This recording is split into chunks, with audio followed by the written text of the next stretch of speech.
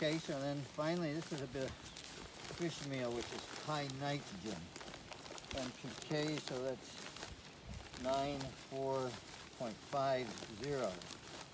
So a fair amount of phosphorus too. So this is high nitrogen, high octane. This is fuel to feed the plants because we're short on nitrogen in here. Okay, so now I'm going to take one of the spades. I had one here a second ago. And we'll mix this up.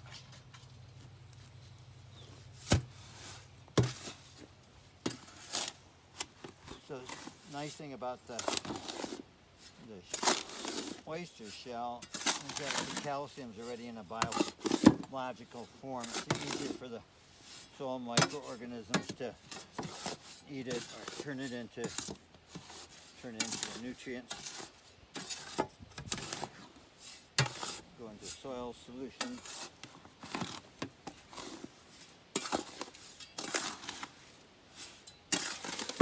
Sometimes I do up to 10 different things. Oops, missed one. Kelp meal. Micronutrients, something from the sea. So, sea is quite a ways from here. This stuff is really precious. Don't use too much bulk on that.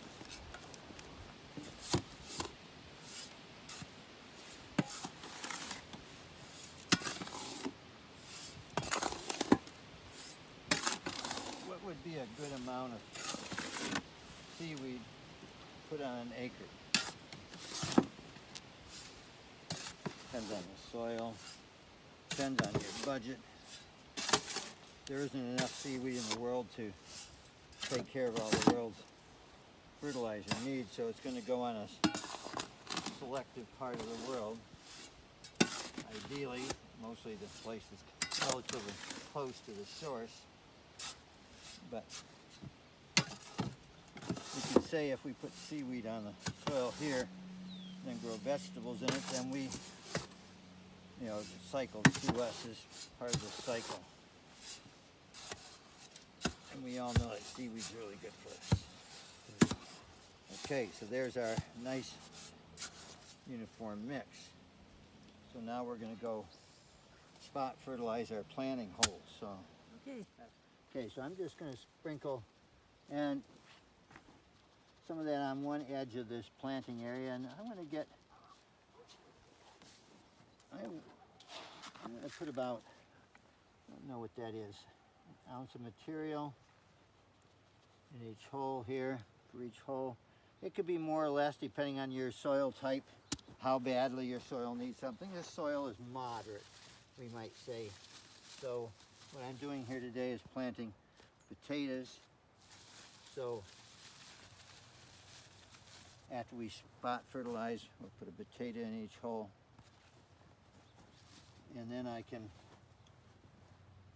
bury the potato. First I'm going to put the dirt around it. Then I'm going to wash in that stuff and then pack it in around. So I don't want the fertilizer mix right on the potato. It might, burn it slightly or something like that, you might say.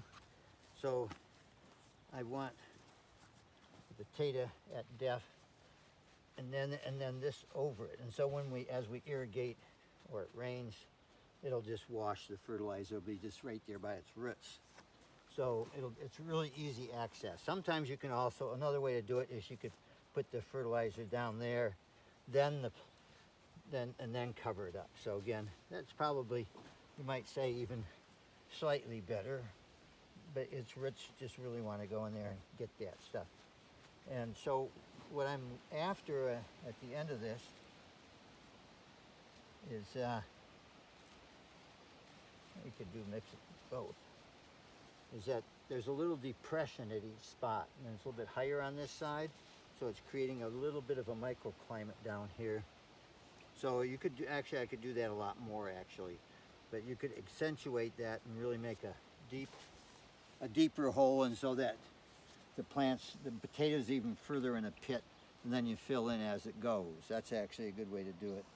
So we should probably aim for a little deeper on the potato placement.